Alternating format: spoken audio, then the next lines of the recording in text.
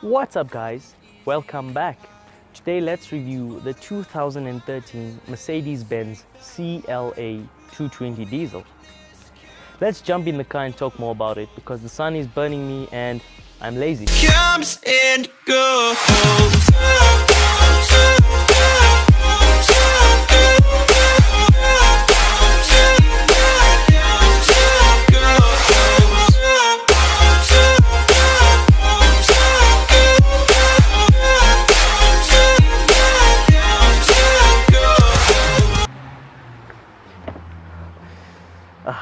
Don't you just love the pillarless doors?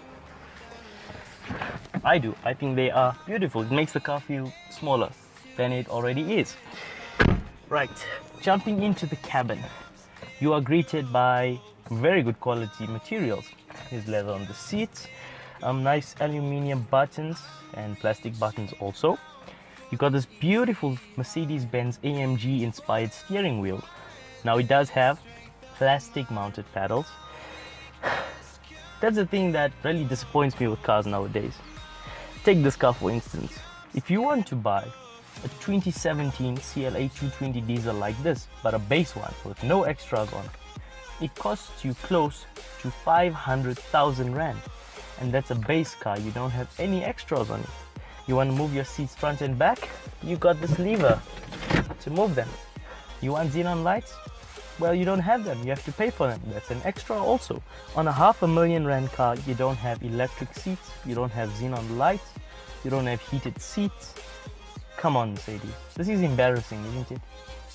Okay, that's enough rambling. The steering wheel is beautiful. The position you put your thumbs in to rest when you're shifting with the pedals is very comfortable. The steering wheel really feels solid in your hand.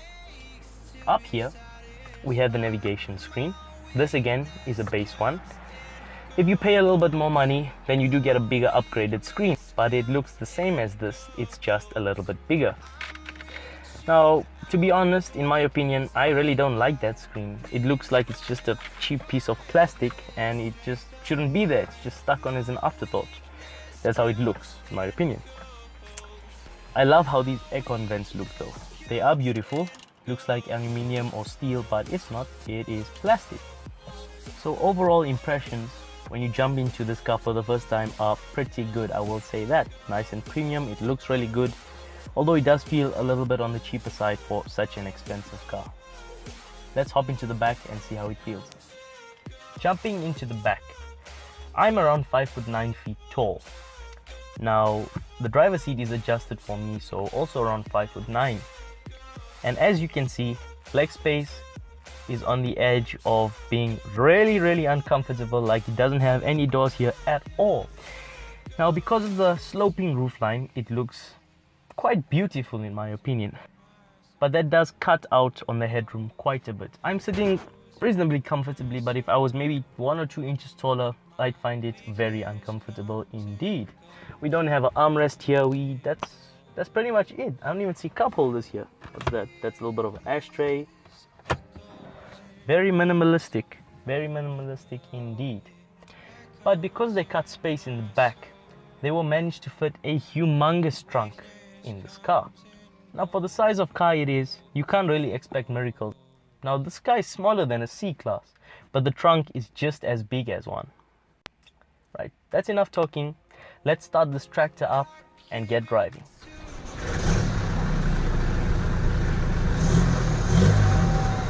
That's the first thing I want to talk about. The CLA220 diesel is powered by a 2.1 litre 4-cylinder turbocharged diesel engine. This engine produces 130 kilowatts or 170 horsepower and a good 350 newton meters of torque. But as you just heard, this engine is not refined pretty much at all. It's very noisy. It sounds like a tractor. Even when you're driving, the diesel engine intrudes into the cabin and just doesn't give you a pleasant driving sensation.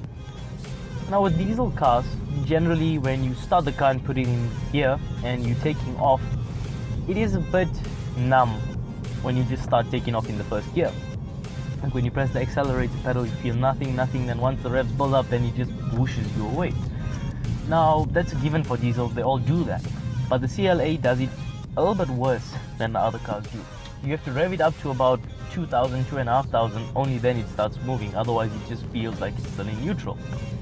Feels too numb. Now you might think changing it from eco to sport and putting the eco mode off would help, which it does a little bit, but it's still too numb for my liking. Now that engine does produce some pretty good numbers. It doesn't feel sluggish at all. With the amount of torque it has, it pulls really well. When I was doing research for this review, I found out that this car has the 7G DCT transmission, which is basically a 7-speed double clutch from Mercedes-Benz, and I was pleasantly surprised. And I haven't tested the pedals out yet in manual mode because I'm expecting DCT should be fast changes. So let's switch that from sport to manual. Open the windows up. Let's give it a downshift. There we go. Press it. Upshift. You know what? That is pretty good actually. Not as good as BMW's DCT gearboxes, but I'm impressed.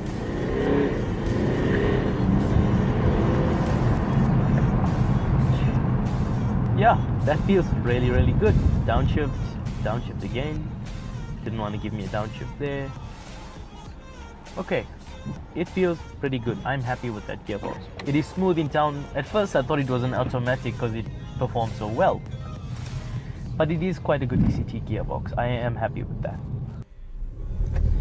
Now the acclaimed 0 to 100 time for the CLA is 7.7 seconds and the claimed top speed is 232 kilometers an hour.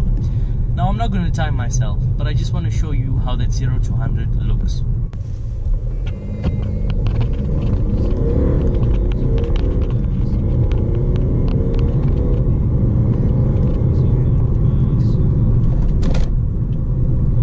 It's not slow at all. Discussing the looks on this car. Personally, I love how these little CLAs look. From the front, it looks so aggressive with those lights. Coming around to the back, the roof slopes down towards those beautiful lights. It looks absolutely superb. And then you get to those lights that the LEDs just curve inside it all the way down. It looks so good. This vehicle is fitted with slightly upgraded wheels. They're not very aggressive, they look pretty much feminine, more like flowers to me. But if you can just upgrade them to a little bit more aggressive wheels, maybe AMG trim or something, I think this car would look really, really cool. When driving the CLA, it moves really, really nicely.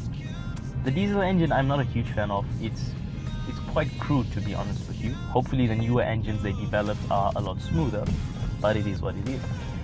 Now driving it, you realize the blind spots in this car are ridiculously bad.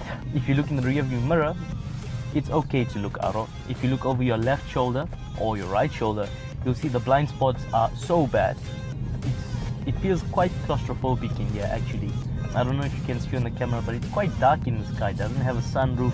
It's low down. It gets hot in the car really quickly.